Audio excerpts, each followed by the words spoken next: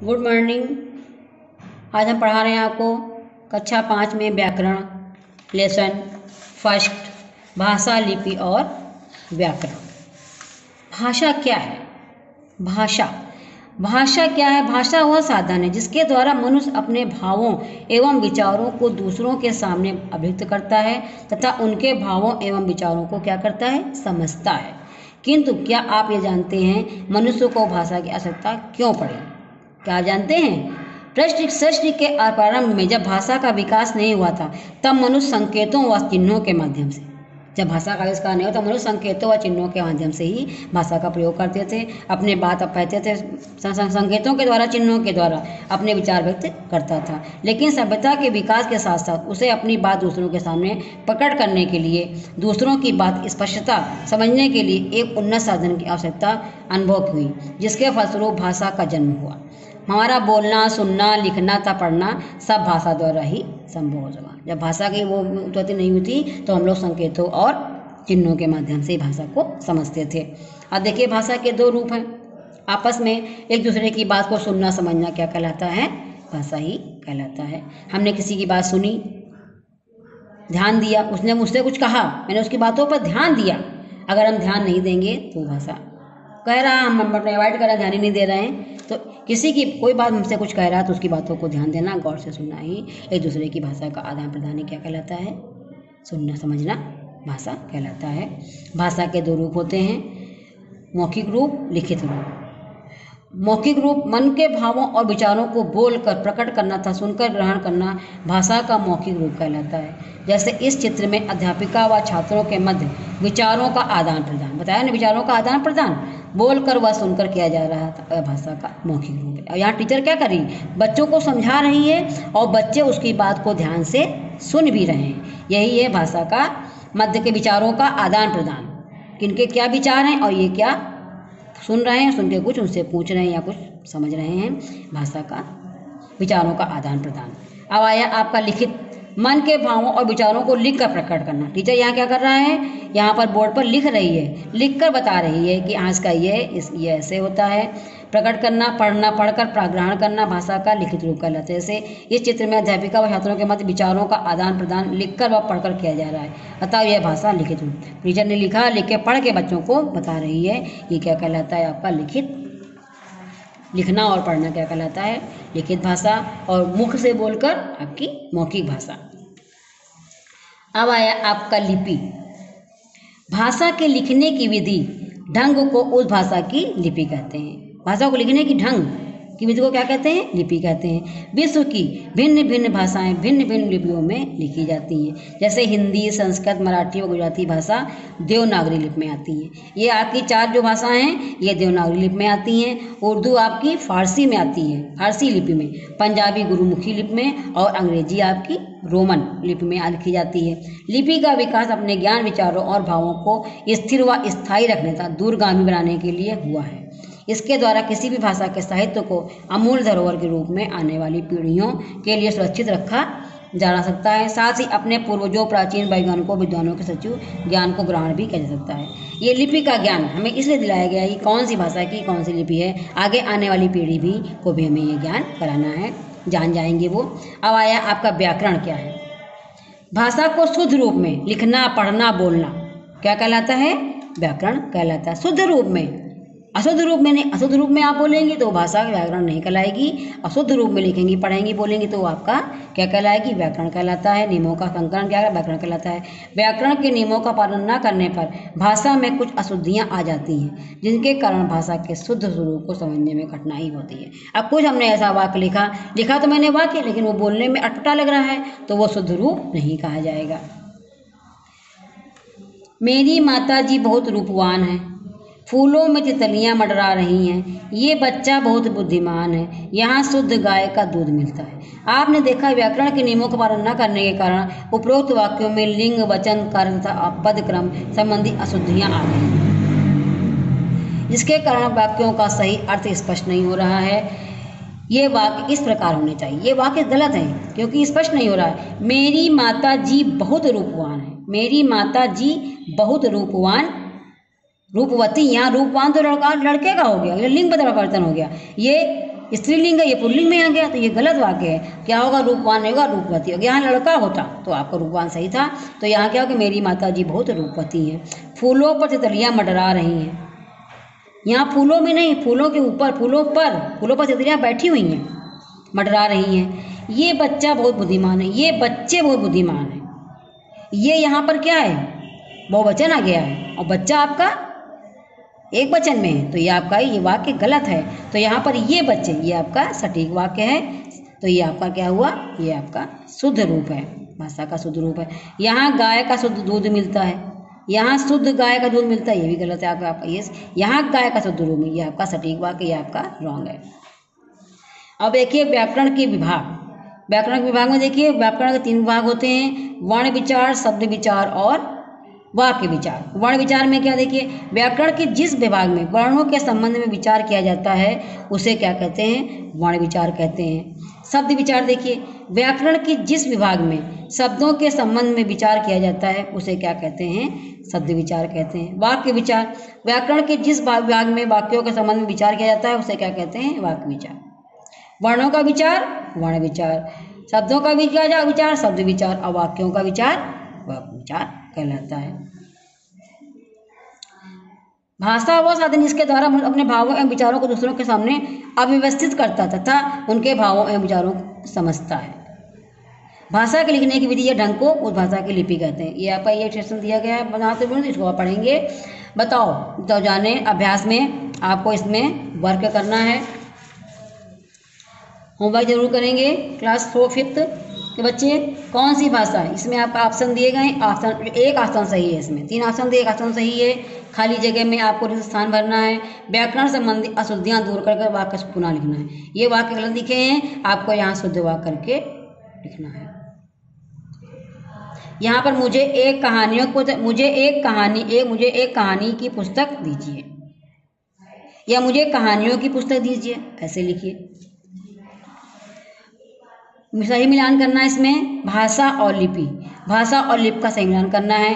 अंग्रेजी रोमन, पंजाबी गुरुमुखी, उर्दू फारसी, गुजराती देवनागरी, इनका आपको क्या करना है? मेल करके लिखना है। चित्रों को देखकर उनके प्रयुक्त भाषा का रूप लिखें। ये भाषा का रूप लिखना है आपको, कौन सा रूप है? लिखित रूप है कि मौखिक रूप है? ये मौखिक है, ये लिखित है। ये बोलकर, ये भी आपका लिखित रूप है। ये भी आपका लिखित रूप है। ये मौखिक है, ये भी आपका लिखित रूप है। तो यहाँ पर भाषा के आपको रूप लिखने हैं। अंडरस्टैंड? अब आया लेसन 2 वर्ण विचार। क्लास 5th में लेसन 2 वर्ण विचार देखिए। मुख से निकली हुई वह छोटी छोटी ध्वनि क्या कहलाती है? जिसके टुकड़े नहीं किए जा सकते हैं, क्या कहलाती है? वर्ण कहलाती है। जैसे सदा सत्य बोलो, वाक्य बोलते समय मुख से अनेक ध्वनियाँ निकल रही हैं। सदा सत्य बोलो, सदा सत्य बोलो। उपरोक्त ध्वनियों के और छोटे टुकड़े नहीं किए जा सकते हैं, अतः ये ध्वनियाँ ही वर्ण हैं।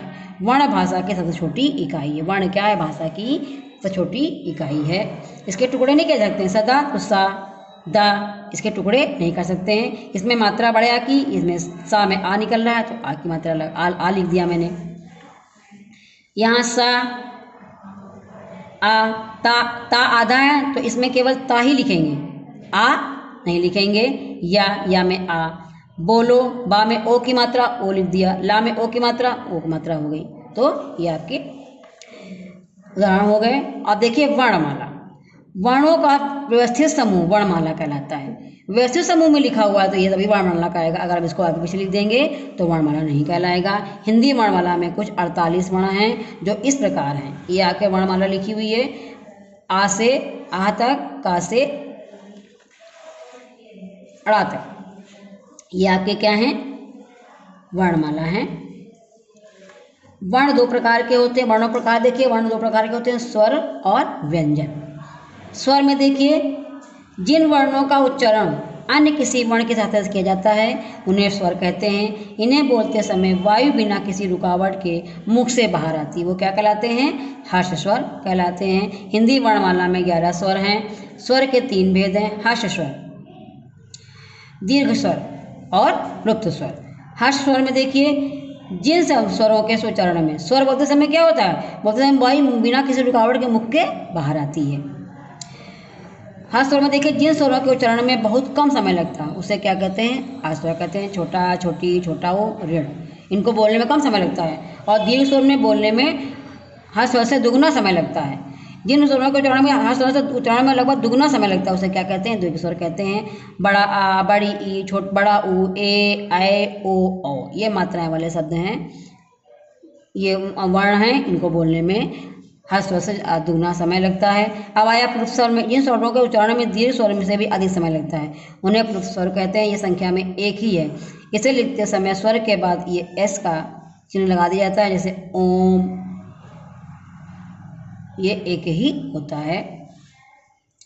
अब आया मात्राएं। हिंदी भाषा में स्वर दो प्रकार से लिखे जाते हैं, अपने मूल रूप में छोटा, बड़ा, छोटी, बड़ी, व्यंजन के साथ मिलाकर माँ, माँ हो गया, हा, ही हो गया, भा में बड़ी की मात्रा भी हो गया, तो मही हो गया ना,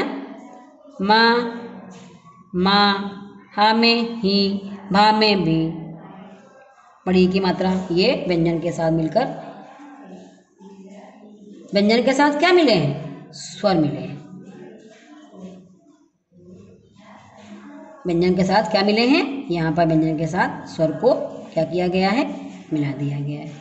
व्यंजन को बोलने में स्वर की हमें आवश्यकता पड़ती है, और लेकिन स्वर को बोलने में व्यंजन की आवश्यकता हमें नहीं पड़ती है, स्वर का कोई वो नहीं है। लेकिन व्यंजन को जब बोलेंगे तो हमें स्वर जरूर निकलेगा मुँह से माँ, हा, मी निकल रही है।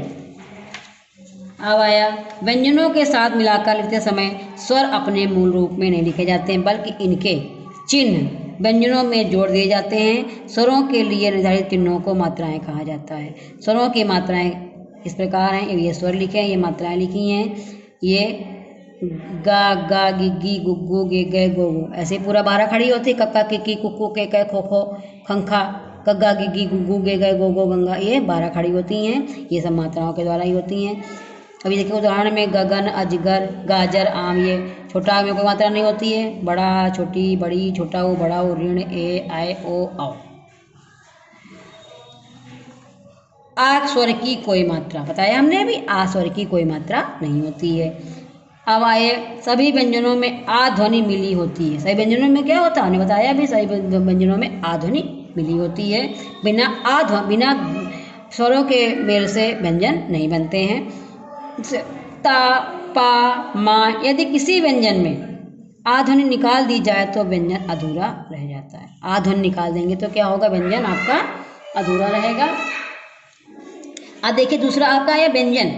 जिन वर्णों का उच्चारण स्वरों की सहायता से किया जाता है उन्हें क्या कहते हैं, व्यंजन कहते हैं। स्वर की सहायता, व्यंजन को बोलने में हमें स्वर की सहायता लेनी पड़ती है। इन्हें बोलते समय वायु मुख में अलग अलग स्थानों पर रुककर बाहर निकलती है। हिंदी वर्णमाला में कितने व्यंजन होते हैं, 33 व्यंजन होते हैं। पहले भी आपको हम 4th में बता चुके हैं। ये व्यंजन के 3 भेद होते हैं, स्पर्श व्यंजन, अंतःस्थ व्यंजन और ऊष्म व्यंजन। स्पर्श व्यंजन में देखिए जिन व्यंजनों का उच्चारण करते समय वायु मुख के किसी न किसी भाग का स्पर्श करती हुई बाहर आती है उसे क्या कहते हैं, स्पर्श व्यंजन कहते हैं। देखिए का, खा, गा, घा, अंगा, च, छ, ज, झ वायु मुख से मेरे बाहर निकल रही है। आप बोल कर ध्यान दीजिए, ये सब क्या कहते हैं, ये आपके स्पर्श व्यंजन कहलाते हैं। अंतःस्थ व्यंजन में जिन व्यंजनों का उच्चारण कर स्वरों तथा व्यंजनों के मध्य होता है उन्हें क्या कहते हैं, अंतःस्थ व्यंजन कहते हैं। ये 4 होते हैं, या, र, ला, वा। स्वर तथा व्यंजनों के मध्य होता है, ये क्या कहते हैं, इन्हें अंतःस्थ व्यंजन कहते हैं। अब आया आपका ऊष्म व्यंजन। ऊष्म व्यंजन भी 4 होते हैं। जिन व्यंजनों का उच्चारण करते समय मुख में ऊष्मा मीन्स गर्मी पैदा होती है उन्हें क्या कहते हैं, ऊष्म व्यंजन कहते हैं। ये भी 4 होते हैं, शा, स, शा, सा, हा। व्यंजन के इन 3 भेदों के अतिरिक्त कुछ व्यंजन और भी हैं जो इस प्रकार हैं, जो संयुक्त व्यंजन कहे जाते हैं, छत्रंग, ज्ञ, श्रा।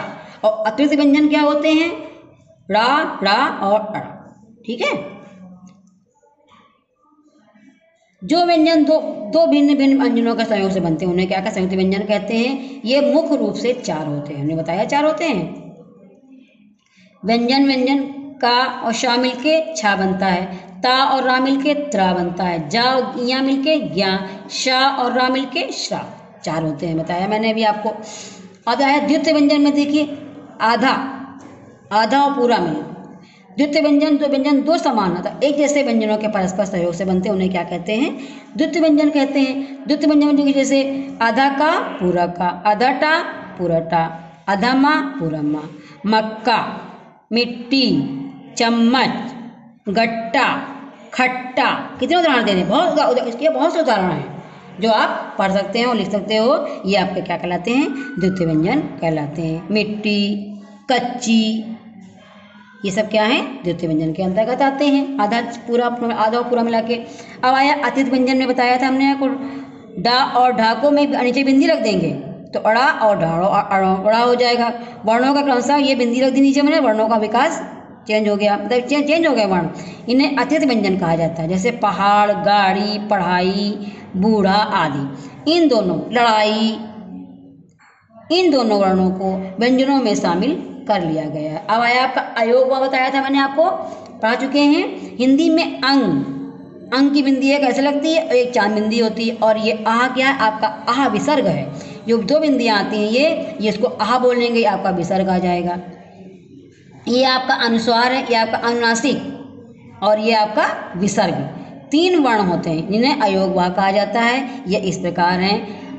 अनुस्वार में इसके उच्चारण में वायु नाक से निकलती, अंग बोल के देखिए, अंग कहाँ से निकली है वायु? नाक से निकली। कंगन, चंचल, जंगल, गंगा, नाक से मतलब। और अनुनासिक में इसके उच्चारण में वायु नाक व मुंह दोनों से निकलती है। चांद, नाक से भी निकली और मुंह से भी निकली।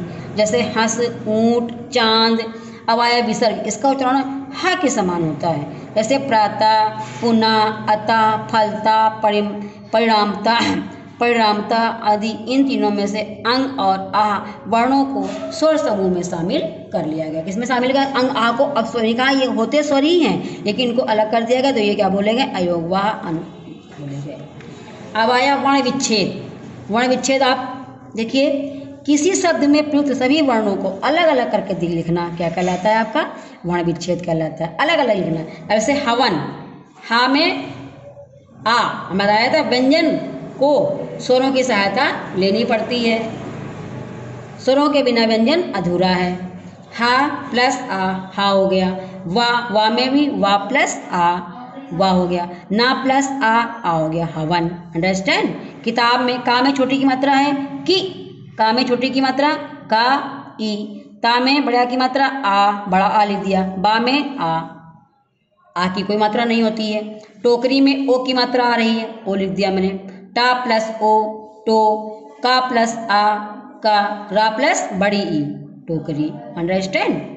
ये भी आपका कंप्लीट हो गया है। इसमें भी आपको अभ्यास करना है। खाली जगह संयुक्त व्यंजनों का प्रयोग करके 2-2 शब्द आपको बनाना है। यहाँ पर 2-2 शब्द लिखना है आपको संयुक्त व्यंजन के। कक्षा, अक्षर, ज्ञानी, ज्ञान, त्रिशूल, त्रिशिला, श्रम, श्रमिक। अंडरस्टैंड? मैंने समझा दिया आपको। अब शब्दों का वर्ण विच्छेद करिए।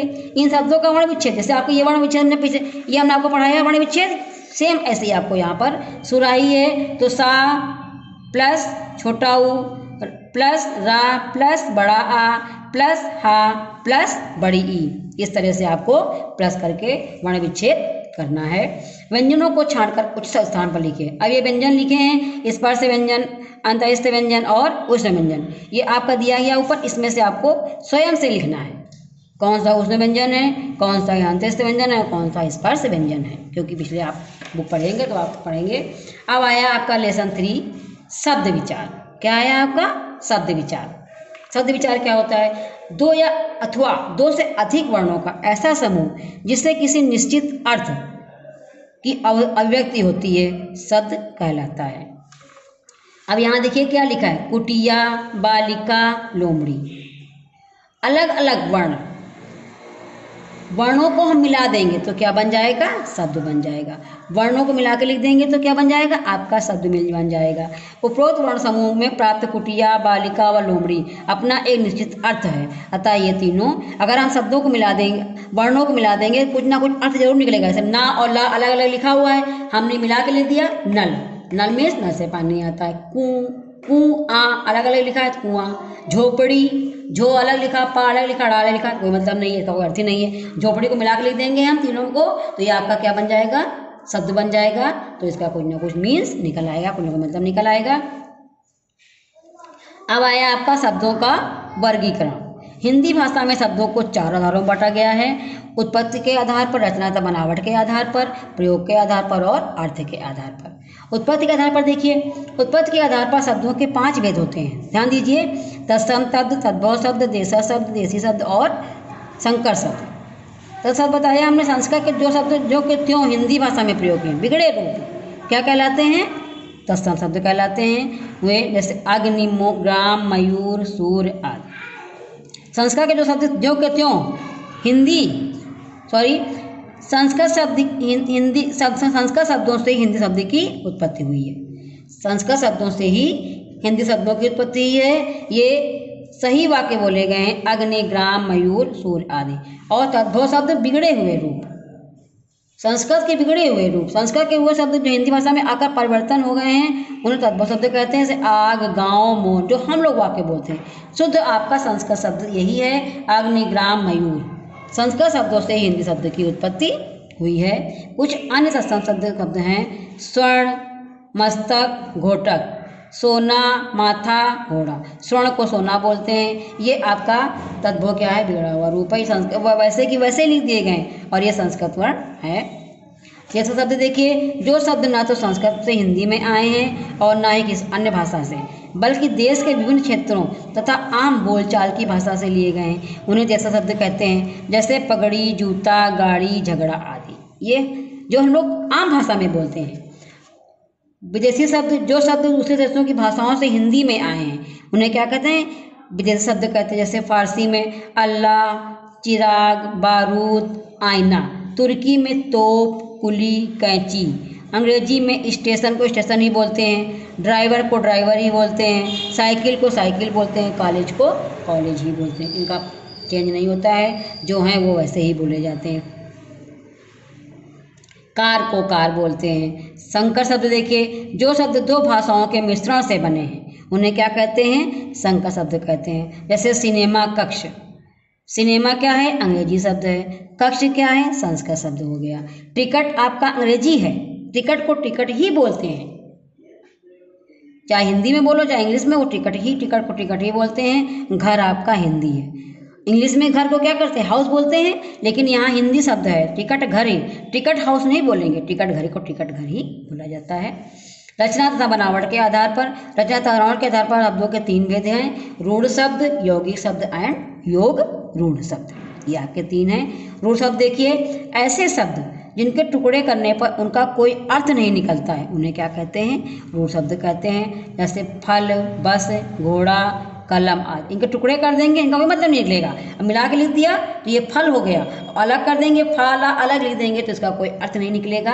ऐसे शब्द क्या कहलाते हैं, रूढ़ शब्द कहलाते हैं। अब आइए देखिए यौगिक शब्द, जो शब्द 2 या 2 से अधिक सार्थक शब्दों से के योग से बनते हैं उन्हें यौगिक शब्द कहते हैं। जैसे राष्ट्रपति, राष्ट्र का पति, राजमहल, राजमहल, राज प्लस महल, वन प्लस राज, वनराज, जल प्लस वायु, जलवायु। ये क्या कहलाते हैं आपके, इनका अर्थ निकाल शब्दों के योग से, ये क्या कहलाते हैं आपके, यौगिक शब्द कहलाते हैं। अब आया योग रूढ़, देखिए क्या है, ऐसे शब्द जो यौगिक तो हैं किंतु उनका प्रयोग किसी विशेष अर्थ में होता है उन्हें क्या कहते हैं, योग रूढ़ शब्द कहते हैं। जैसे चक्र प्लस धर, चक्रधर, चक्र धारण करने वाला अर्थात विष्णु, भगवान विष्णु। नीलकंठ, नीलाकंठ धारण करने वाला अर्थात भगवान शिव। 10 धारण करने वाला, एक और देखिए उदाहरण, 10 धारण करने वाला दशानन अर्थात रावण। प्रयोग के आधार पर देखिए नंबर 3, प्रयोग के आधार पर विकारी शब्द और अविकारी शब्द। विकारी शब्द देखिए, जिन शब्दों का रूप लिंग, वचन और कार्य के कारण बदल जाता है उन्हें क्या कहते हैं, विकारी शब्द कहते हैं। संज्ञा, सर्वनाम, विशेषण और क्रिया, ये क्या हैं, ये विकारी शब्द कहलाते हैं। लड़का संज्ञा है, तुम सर्वनाम है, हरा विशेषण है, आएगा क्रिया है। परिवर्तित रूप, लड़का का लड़की, लड़के, लड़कों, तुम्हें, तुम्हारी, तुम्हारे, हरी, हरे, ये क्या है, परिवर्तित रूप लिंग और वचन में। अविकारी शब्द देखिए, जिन शब्दों का रूप लिंग, वचन और कारक के कारण नहीं बदलता उसे अविकारी शब्द कहते हैं। क्रिया, विशेषण, संबोधन, समुच्चय बोधक और विस्तार। शब्दों के भेद 8 होते हैं। 4 आपके ये विकारी में आ गए और 4 आपके अविकारी में आ गए। अविकारी शब्द कहलाते हैं जैसे क्रिया, विशेषण, संबंध, बोधक, समुच्चय बोधक। संज्ञा, सर्वनाम, विशेषण, क्रिया, क्रिया विशेषण, संबोधन, समुच्चय बोधक, विस्तार बोधक, ये शब्दों के भेद हैं। हिंदी में शब्दों के भेद और इंग्लिश में क्या कहते हैं? Part of speech. 8 होते हैं। क्रिया विशेषण में देखिए, आज, कम, यहाँ, धीरे धीरे, ये क्या है? क्रिया विशेषण। जो क्रिया की विशेषता बतलाए उसे क्या कहते हैं? क्रिया विशेषण। संबंध बोधक, के नीचे, के साथ, के कारण, के समान। समुच्चय बोधक और, परंतु, क्योंकि, इसलिए शब्द आते हैं इसमें। विस्मयादि बोधक में वाह, हाय, आह, अरे, वाह, आहा, ये सब क्या है आपका? विस्मयादि बोधक, मतलब आश्चर्यचकित। दुख भी होता है इसमें, शोक भी होता है। दुख, शोक, हंसी, उल्लास, ये सब किसमें आते हैं? विस्मयादि बोधक चिन्ह में आते हैं। अर्थ के आधार पर देखिए, अर्थ के आधार पर सार्थक और निरर्थक शब्द होते हैं। सार्थक शब्द जिन शब्दों का कोई अर्थ होता है उन्हें क्या कहते हैं? सार्थक शब्द कहते हैं। जैसे किताब, सड़क, चाय, खाना आदि। इनका कुछ अर्थ निकल रहा है कि किताब पढ़ने वाली सड़क चलने पर चली जाती है, चाय पीने वाली खाना खाने के लिए। लेकिन निरर्थक शब्द में क्या, इनका उल्टा होता है, जिन शब्दों का कोई अर्थ नहीं होता। जिसमें कहते थे किताब का विताप, सड़क का वड़क, चाय का वाय, खाना का वाना, पानी का वानी, लिखना, विखना, ये सब क्या है? लिखना तो सार्थक है, विखना क्या है? निरर्थक शब्द हो गया। अंडरस्टैंड? इसमें भी आपको अभ्यास करना है। लेसन 4, लेसन 3 में। अब आइए लेसन 4 पढ़ाते हैं। वाक्य विचार, शब्द विचार हो गया। अब आपका आ गया 5th क्लास में लेसन 4 वाक्य विचार। वाक्य विचार में देखिए, सार्थक शब्दों का ऐसा क्रमबद्ध समूह जो हमारे भावों एवं विचारों को पूर्ण रूप से व्यक्त करता है वाक्य कहलाता है। ईमानदारी मनुष्य का आभूषण है। ये हमारा सटीक वाक्य है कि ईमानदारी उपरोक्त क्रमबद्ध समूह वाक्य है, क्योंकि इसे पढ़ने पर मन के भाव पूर्णता स्पष्ट हो रहे हैं कि हमने जो ये सेंटेंस लिखा है, वाक्य लिखा है, पूरा भाव इससे प्रकट हो रहा है कि ये क्या इसमें लिखा है। वाक्य के 2 अंग होते हैं, उद्देश्य और विधेय। इंग्लिश में सब्जेक्ट और प्रेडिकेट होते हैं, हिंदी में उद्देश्य और विधेय। उद्देश्य आपका सब्जेक्ट है, विधेय आपका प्रेडिकेट हो जाएगा। अब उद्देश्य देखिए, वाक्य में जिनके विषय में कुछ कहा जाए उसे क्या कहते हैं? उद्देश्य कहते हैं। शेर, शेर आपका क्या है? उद्देश्य है। मंडप आपका क्या है? ये भी आपका उद्देश्य है, इसके बारे में कहा जा रहा है। उपरोक्त वाक्यों में शेर तथा मंडप के संबंध में बात कही गई, अतः ये उद्देश्य हैं। विधेय देखिए, वाक्य में विधेय, वाक्य में उद्देश्य के विषय में जो कुछ कहा जाए उसे विधेय कहते हैं। उद्देश्य के विषय में जो कहा जाए। अब यहाँ क्या है? महिला तो आपका क्या हो जाएगा? उद्देश्य में हो जाएगा, लेकिन यहाँ विधेय पूछा, विधेय आपका क्या है? पूजा कर रही है, ये आपका विधेय हो जाएगा। प्रधानाचार्य आपका क्या है? उद्देश्य है, लेकिन उद्देश्य के विषय में क्या कहा जा रहा है? भाषण दे रहा है, ये आपका विधेय हो गया, यानी प्रेडिकेट। उपरोक्त वाक्यों में प्रयुक्त शब्द पूजा कर रही है, भाषण दे रहे हैं, उद्देश्य के बारे में कुछ बता रहे हैं, अतः ये क्या है? विधेय कहलाते हैं। अब देखिए वाक्य के भेद कितने होते हैं? वाक्य के आधार पर भेद, अर्थ के आधार पर और रचना के आधार पर। अर्थ के आधार पर आपके कितने भेद हैं? 8। सकारात्मक, नकारात्मक, प्रश्नवाचक, आज्ञावाचक, संदेहवाचक, इच्छावाचक, संकेतवाचक और विस्मयादिबोध वाक्य। सकारात्मक में देखिए, जिन वाक्यों से किसी व्यक्ति, प्राणी, वस्तु अथवा एक स्थिति के बारे में सामान्यतः जानकारी मिले उसे क्या कहते हैं? सकारात्मक वाक्य कहते हैं। जैसे बच्चा खिलौनों से खेल रहा है, भावना मेरी सबसे अच्छी सहेली है, या रहीम मेरा सबसे अच्छा मित्र है। कोई भी वाक्य बना लीजिए। चाय बहुत ही मीठी बनी है, ये आपका क्या है? सकारात्मक वाक्य है। अब देखिए नकारात्मक वाक्य में नहीं शब्द का प्रयोग होता है। जिन वाक्यों से क्रिया के न होने का बोध हो उन्हें नकारात्मक शब्द कहते हैं। योगेश ने अपना गृह कार्य नहीं किया, नहीं शब्द का यहाँ पर प्रयोग हुआ है, ये आपका नकारात्मक क्रिया के न होने पर, कार्य के न होने पर। प्रश्नवाचक में क्वेश्चन मार्क लगेगा आपका। तुम्हारा मित्र देहरादून से कब लौटेगा, यही आपका क्या है, प्रश्नवाचक वाक्य बन गया। आप प्रश्नवाचक नहीं लगाएंगी तो यह वाक्य आपका लिखा आपने प्रश्नवाचक चिन्ह सेंटेंस है, लेकिन आप ये सिंबल नहीं लगाएंगी तो ये आपका सही नहीं माना जाएगा। अब आज्ञावाचक, किसी को आज्ञा देना, जिन वाक्यों से आज्ञा या अनुमति का बोध हो उसे आज्ञावाचक शब्द किया जाता है। मेरे लिए एक गिलास पानी लाओ, मैंने किसी को आज्ञा दी, आप यहाँ बैठ सकते हैं, आगे क्या है आपका आज्ञावाचक शब्द है। अब आया संदेहवाचक वाक्य, जिन वाक्यों से संदेह या संभावना प्रकट हो उसे क्या कहते हैं, संदेहवाचक वाक्य कहते हैं। हो सकता है प्रतियोगिता नवीन हुई जीते, शायद इस वर्ष खेती अच्छी हो, तो इसमें क्या है, संदेह है कि शायद खेती अच्छी हो, शायद मेरे अच्छे नंबर परीक्षा में आ जाएं। अब इच्छावाचक, जिन वाक्यों से इच्छा, आशीर्वाद, शुभ कामना आदि का बोध होने क्या कहते हैं, इच्छावाचक। नव वर्ष सबके लिए मंगलमय हो, दीपावली आपको मुबारक हो, इच्छावाचक, मेरी इच्छा से अपने मैंने कहा, ईश्वर आपको लंबी आयु प्रदान करे, या आपकी आयु लंबी हो या दीर्घायु हो, ये क्या है, इच्छावाचक वाक्य कहलाता है। अब आया संकेतवाचक, एक था संदेहवाचक, अब आया आपका संकेतवाचक, जिन वाक्यों में एक क्रिया का होना दूसरी क्रिया पर निर्भर करता है, मतलब एक क्रिया और दूसरी क्रिया पर निर्भर करता है, जो किसी ना किसी 100% पूर्ति और संकेत किया जाता है, उसे क्या कहते हैं, संकेतवाचक। यदि परिश्रम किया होता तो सफलता अवश्य मिलती, यदि मैंने परिश्रम किया होता तो सफलता अवश्य मिलती, अगर मैंने पानी भर लिया होता तो शायद मुझे पीने में दिक्कत ना आती। अब आया आपका विस्मयादिबोधक, जिन वाक्यों में हर्ष, शोक, आश्चर्य आदि भावों का बोध उन्हें क्या कहते हैं, विस्मयादिबोधक। विस्मयादिबोधक का भी चिन्ह देखिए क्या होता है, ये ऐसे करके ऐसे बिंदी होती है नीचे, वाह क्या खाना बनाया, अरे वाह, अरे कितनी काली घटा चाहिए, वाह कितना खूबसूरत महल है, ये शब्द पहले लगे हों तो ये क्या कहलाता है, आपका विस्मयादिबोधक वाक्य कहलाता है। अब आया आपका रचना के आधार पर, रचना के आधार पर सरल 3 प्रकार के होते हैं, सरल वाक्य, संयुक्त वाक्य और मिश्रित वाक्य। सरल वाक्य में देखिए, जिन वाक्यों में उद्देश्य और एक विधेय होता है, एक उद्देश्य और एक विधेय होता है, उसे क्या कहते हैं, सरल वाक्य कहते हैं। हरप्रीत ने एक पुस्तक खरीदी, हरप्रीत क्या है, उद्देश्य है, ने एक पुस्तक खरीदी, ये आपका हरप्रीत ने एक पुस्तक खरीदी, विधेय हो गया आपने।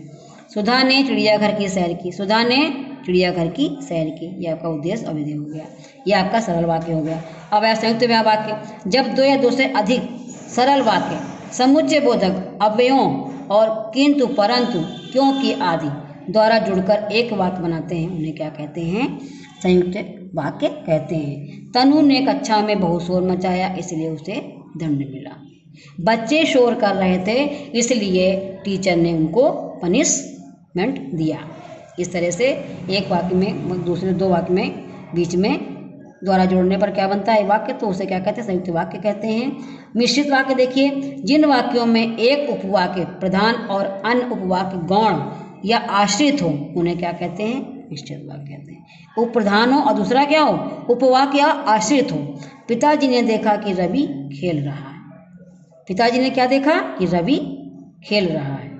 रवि, मैं स्टेशन पर चाय लेने उतरा कि गाड़ी चल पड़ी, हम गाड़ी पे आश्रित हैं लेकिन मैं चाय लेने उतरा तब तक गाड़ी क्या हुई, आगे चली गई। इसमें भी आपका अभ्यास दिया है, इसको श्योर करिएगा। अब आया आपका लेसन 5 क्लास 5 में संज्ञा में noun. Noun is the name of any person, place और थिंग। वैसे संज्ञा में किसी व्यक्ति, प्राणी, वस्तु, स्थान, भाव के नाम को संज्ञा कहते हैं। जैसे तान्या के घर के सामने, ये इतना ये दिया हुआ पैराग्राफ, इसमें जो रेड वाले हैं ये आपके क्या हैं, संज्ञा शब्द कहलाते हैं। संज्ञा के भेद देखिए, संज्ञा के 3 भेद होते हैं, व्यक्तिवाचक, जातिवाचक, भाववाचक। वैसे तो 5 होते हैं, समूहवाचक और द्रव्यवाचक, लेकिन यहाँ पर आपको 3 भेद बताए गए हैं। व्यक्तिवाचक में देखिए, जो संज्ञा शब्द किसी विशेष व्यक्ति, वस्तु अथवा स्थान के नाम का बोध करा उसे क्या कहते हैं, व्यक्तिवाचक कहते हैं। रामायण वाल्मीकि द्वारा रचित है। रामायण वाल्मीकि क्या है, व्यक्तिवाचक है, ये व्यक्ति का नाम है। रामायण व्यक्तिवाचक संज्ञा है। ये अयोध्या श्री राम की जन्मभूमि है, रामायण वाल्मीकि व्यक्ति का नाम है। अयोध्या श्री राम, ये भी आपके व्यक्ति का नाम है श्री राम। उपरोक्त वाक्यों में वाल्मीकि व श्री राम विशेष व्यक्तियों के नाम। रामायण एक विशेष पुस्तक का नाम है तथा अयोध्या एक विशेष स्थान का नाम है, अतः ये व्यक्तिवाचक संज्ञाएं कही जाती हैं। अब आइए जातिवाचक में देखिए, जो संज्ञा शब्द किसी प्राणी, वस्तु अथवा स्थान की संपूर्ण जाति का बोध कराएं उसे क्या कहते हैं? व्यक्तिवाचक संज्ञा जातिवाचक संज्ञा कहते हैं। पुस्तकालय में कुछ छात्र पढ़ रहे हैं। जंगल में अनेक हिंसक पशु रहते हैं। पशु मीन्स जानवर होता है, छात्र मीन्स बच्चे जो क्लास में होते हैं। तो ये आपका क्या है? जातिवाचक संज्ञा यहाँ पर आपका है। उपरोक्त वाक्यों में पुस्तकालय, छात्र, जंगल व पशु ऐसे संज्ञा शब्द हैं जो किसी विशिष्ट प्राणी व स्थान की ओर संकेत न करके अपनी अपनी संपूर्ण जाति की ओर संकेत कर रहे हैं। कि पुस्तकालय एक जाति का नाम है, पुस्तकालय विद्यालय है, ये आपकी जाति का नाम है, को संकेत कर रहे हैं, अतः ये जातिवाचक संज्ञाएं हैं। भाववाचक में देखिए, भाव प्रकट करना, हंसी, क्रोध, दुख, जो संज्ञा शब्द किसी प्राणी, वस्तु अथवा स्थान के गुण, दोष अथवा भाव आदि का बोध कराते हैं उन्हें क्या कहते हैं? भाववाचक संज्ञा कहते हैं। वीरता मनुष्य का सबसे बड़ा आभूषण है। यहाँ वीरता क्या है? भाव, मनुष्य में झलक रहा है वीरता। श्री कृष्ण व सुदामा की मित्रता, यहाँ मित्रता दिख रही है कि कितनी मित्रता है। उपरोक्त वाक्य में वीरता, मित्रता शब्द व्यक्ति के गुण व भाव को दर्शा रहे हैं, अतः ये भाववाचक संज्ञा है। अंग्रेजी संज्ञाकरण के आधार पर संज्ञा का दो भेद आया था हमने, दो भेद और इसमें, समुदायवाचक और द्रव्यवाचक संज्ञा। समुदायवाचक संज्ञा में जो सब संज्ञा किसी व्यक्ति, प्राणी अथवा भाव वस्तु के समुदाय या समूह का बोध कराएं उन्हें क्या कहते हैं? समुदायवाचक। जैसे भीड़, झुंड, सेना, दल, जनता आदि। द्रव्यवाचक में जो संज्ञा शब्द किसी द्रव पदार्थ या धातु का बोध कराएं उसे क्या कहते हैं? द्रव्यवाचक कहते हैं। तांबा, चांदी, दूध, सोना, तेल आदि। तांबा को गलाएंगे द्रव हो जाएगा, चांदी भी द्रव बन जाएगा, दूध तो द्रव है ही, सोना को गलाएंगे द्रव, तेल भी आपका द्रव है। अब भाववाचक संज्ञाओं की रचना देखिए। भाववाचक संज्ञाएं चार प्रकार के शब्दों से बनाई गई हैं। जातिवाचक सर्वनाम शब्दों से, विशेषण शब्दों से और क्रिया शब्दों से। जातिवाचक, भाववाचक, जातिवाचक, भाववाचक। इसमें से लड़का, भाववाचक संज्ञा के लड़का का लड़कपन, नारी का नारी, ये सब आप पढ़िएगा। विशेषण से भाववाचक संज्ञा बनाना, क्रिया से भाववाचक संज्ञा बनाना, विशेषण से भाववाचक संज्ञा और क्रिया से भाववाचक संज्ञा बनाना, ये आपका अभ्यास है। इसमें इसको भी आप करेंगे। ये भाववाचक संज्ञा बनाना है। लाल, भाववाचक संज्ञा बनाना है। लाल, आप, पशु, मम, नारी, खेलना, देव, अपना, मुस्कुराना। लाल का लालिमा, अपनत्व, पशुता, इस तरह से आपको भाववाचक संज्ञा बनाना है। नारित्व, ठीक है, इस तरह से आपको भाववाचक संज्ञा बनाना। रंगीन शब्दों से में प्रयुक्त संज्ञा के भेद लिखना है। यहाँ पर आपको संज्ञा के भेद लिखना है। जामा मस्जिद दिल्ली में, कौन सा भेद है ये आपको लिखना है। मम्मी पापा प्रतिदिन मंदिर जाते हैं, ये कौन सा है। मोटापा व्यक्ति को आशीर्वाद देता है, ये भी आपका क्या है, कौन सा भेद है, ये आपको लिखना है। Thank you. Lesson 5th complete हो गया क्लास 5th में। Thank you.